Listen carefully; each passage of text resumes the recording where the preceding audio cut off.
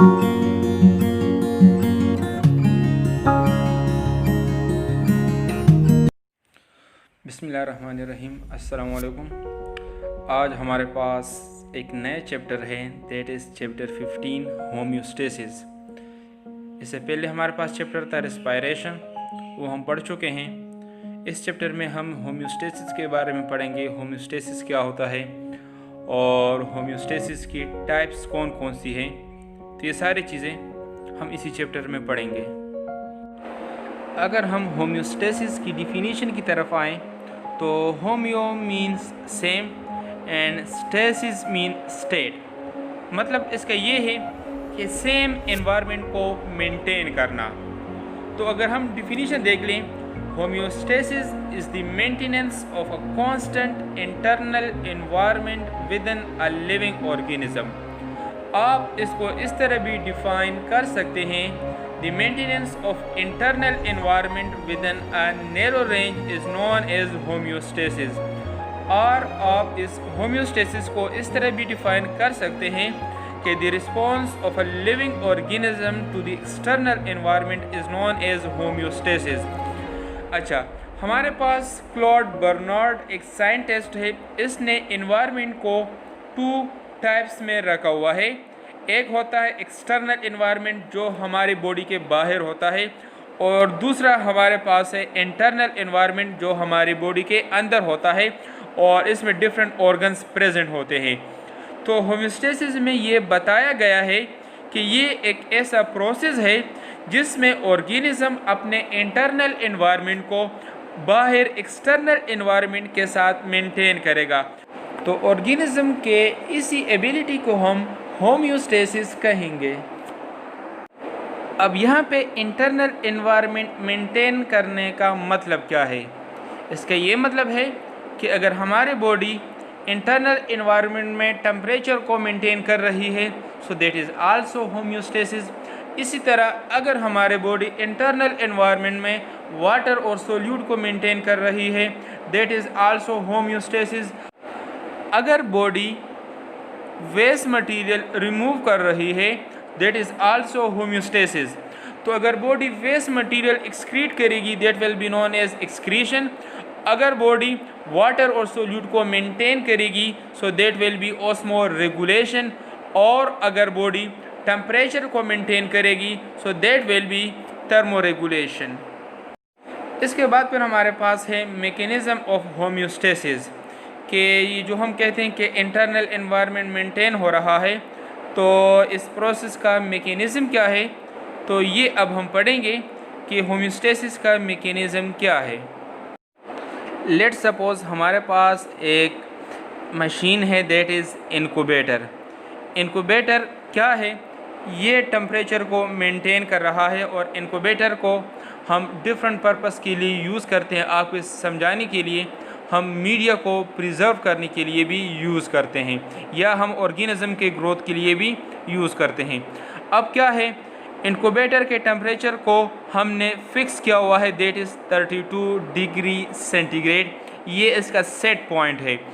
अगर ये temperature increase होता है या डिक्रीज़ होता है, तो यही इनक्यूबेटर इसी टेम्परेचर को मेंटेन करने की कोशिश करेगा। अब देख लें, आप लोगों को राइट साइड पे नज़र आ रहा है कि जब हमारे पास टेम्परेचर टू हाई होगा, जब टेम्परेचर हमारे पास हाई होता है, तो इस टाइम इस इनक्यूबेटर में एक सेंसर प्रेजेंट होता है। यही वो सेंसर होता है जो चेंज इन टेम्परेचर को डिटेक्ट करेगा। तो जैसे ही ये सेंसर इस टेम्परेचर को डिटेक्ट करेगा, यही सेंसर फिर मैसेज देता है, फिर एक्टिवेट करता है थर्मोस्टेट को। थर्मोस्टेट इनक्यूबेटर का एज अ ब्रेन सेंटर है, और यही वो थर्मोस्टेट होगा जो टेम्परेचर को मेंटेन करने के लिए रिस्पॉन्स क्रिएट करेगा। अब थर्मोस्टेट को मैसेज मिल चुका है कि इनक्यूबेटर का टेम्परेचर इंक्रीज़ हो रहा है, तो टेम्परेचर को हाई से नॉर्मल लेवल तक लाने के लिए यही थर्मोस्टेट हीटर को एक्टिवेट करेगा। तो जैसे ही हीटर एक्टिवेट होगा, तो हीटर हमारे पास स्विच्ड ऑफ हो जाएगा। हीटर स्विच्ड ऑफ हो रहा है और हीट प्रोड्यूस नहीं होगा। हीट प्रोड्यूस नहीं हो रहा, तो बॉडी में टेम्परेचर तो इनक्यूबेटर में टेम्परेचर नॉर्मल हो रहा है। सिमिलरली अगर हम ये बात करते हैं कि टेम्परेचर लो हो रहा है तो अगेन इस लो टेम्परेचर को भी सेंसर डिटेक्ट करेगा। जैसे ही सेंसर इस टेम्परेचर को डिटेक्ट करेगा, यही सेंसर फिर थर्मोस्टेट को अगेन मैसेज देगा। थर्मोस्टेट इस टेम्परेचर को मेंटेन करने के लिए हीटर को मैसेज देगा।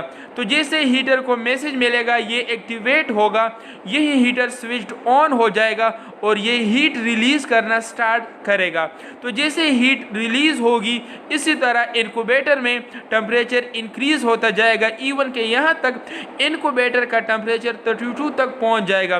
32 पे अगेन सेंसर इस टेम्परेचर को डिटेक्ट करेगा, जिसके बाद थर्मोस्टेट को मैसेज मिलेगा और थर्मोस्टेट फर्दर हीट को स्विच ऑफ कर लेगा और हीट रिलीज नहीं होगा और टेम्परेचर इनक्यूबेटर का इसी लेवल पे मेंटेन रह जाएगा।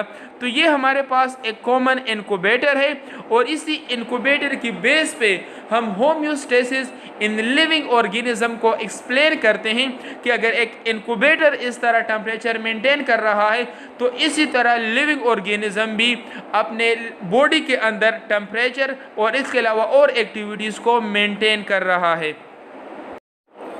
अभी हमने मैकेनिज्म ऑफ होम्योस्टेसिस जो पढ़ा इनक्यूबेटर में, तो इसी को अब हम लिविंग ऑर्गेनिज्म के ऊपर अप्लाई करते हैं। देखें यहाँ पे आपको नज़र आ रहा है कि जो होम्योस्टेसिस होगा in the case of living organism, इसमें 3 कंपोनेंट्स इन्वॉल्व होंगे। फर्स्ट हमारे पास होता है receptor, then integrator and the last one is effector. Receptor को आप इनक्यूबेटर में जब लेते हैं तो वो हमारे पास सेंसर होता है। यहाँ पे जो इंटीग्रेटर है वो इनक्यूबेटर में हमारे पास थर्मोस्टेट था। यहाँ पे हमारे पास जो इफेक्टर है वो इनक्यूबेटर में हीटर था। तो देखिए वही इनक्यूबेटर और लिविंग ऑर्गेनिज्म में होम्योस्टेसिस के कंपोनेंट सेम है, वो अलग बात के फंक्शन हमारे पास डिफरेंट हो रहे हैं। अच्छा, आते हैं होम्योस्टेसिस इन लिविंग ऑर्गेनिज्म। अब होगा क्या, होम्योस्टेसिस लिविंग ऑर्गेनिज्म में होने के लिए ज़रूरी है कि लिविंग ऑर्गेनिज्म में रिसेप्टर हो। रिसेप्टर क्या होते हैं? रिसेप्टर हमारे पास वो स्ट्रक्चर होते हैं, वो सेल होते हैं, वो ऑर्गन होते हैं या न्यूरॉन के एंडिंग्स होते हैं जो चेंज को रिसीव करते हैं। अगेन रिसेप्टर्स आर दो cells, organs or neuron endings which receive any stimulus.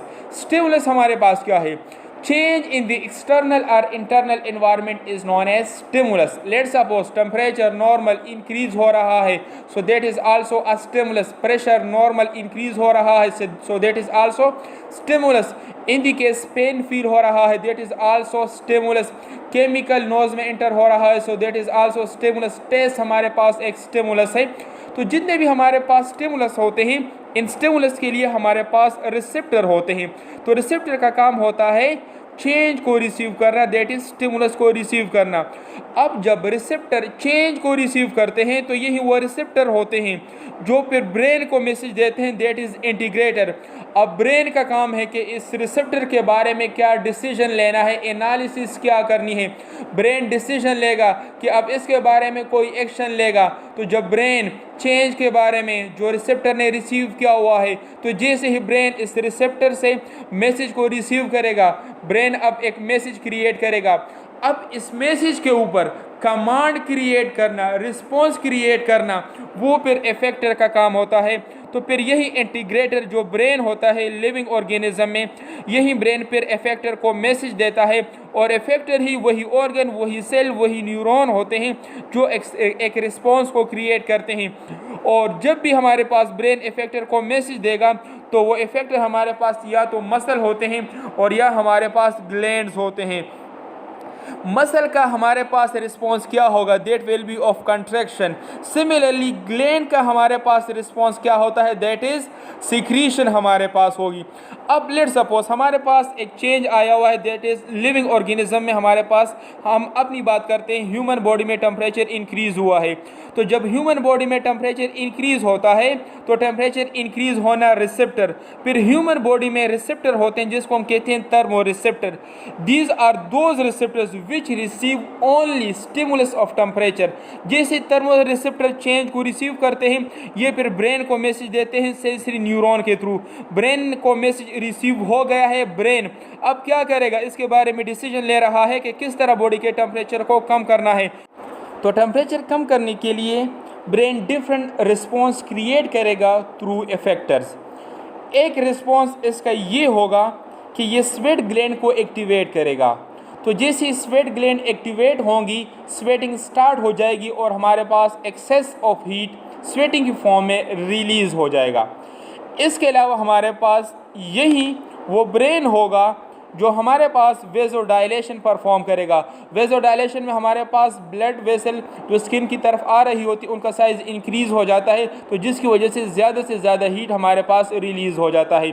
अब चूंकि हमारे पास बॉडी में टेम्परेचर ज़्यादा है, तो ब्रेन की वजह से बॉडी में जितने भी रिएक्शन हो रहे होते हैं तो उन रिएक्शन का रेट डिक्रीज़ हो जाता है, क्योंकि रिएक्शन में हमारे पास हीट रिलीज़ होता है और बॉडी में ऑलरेडी हीट ज़्यादा है। तो इस टाइम ब्रेन एक मैसेज बनाएगा और उस मैसेज में ये होगा कि बॉडी में मेटाबॉलिक एक्टिविटीज़ डिक्रीज़ होंगी। तो मेटाबॉलिक एक्टिविटीज़ के डिक्रीज़ की होने की वजह से बॉडी में हीट कम प्रोड्यूस होगा। तो बॉडी में जब हीट कम प्रोड्यूस हो रहा है, स्वेटिंग हो रही है, ब्लड वेसल का साइज़ इंक्रीज़ हो रहा है, तो ये सारे रिस्पॉन्स हैं और ये सारे रिस्पॉन्स इस वजह से बन रहे हैं ताकि बॉडी के टेम्परेचर को मेंटेन कर सके। और बॉडी के टेम्परेचर को मेंटेन करना ही है, तो इसी प्रोसेस को फिर हम कहते हैं होम्योस्टेसिस।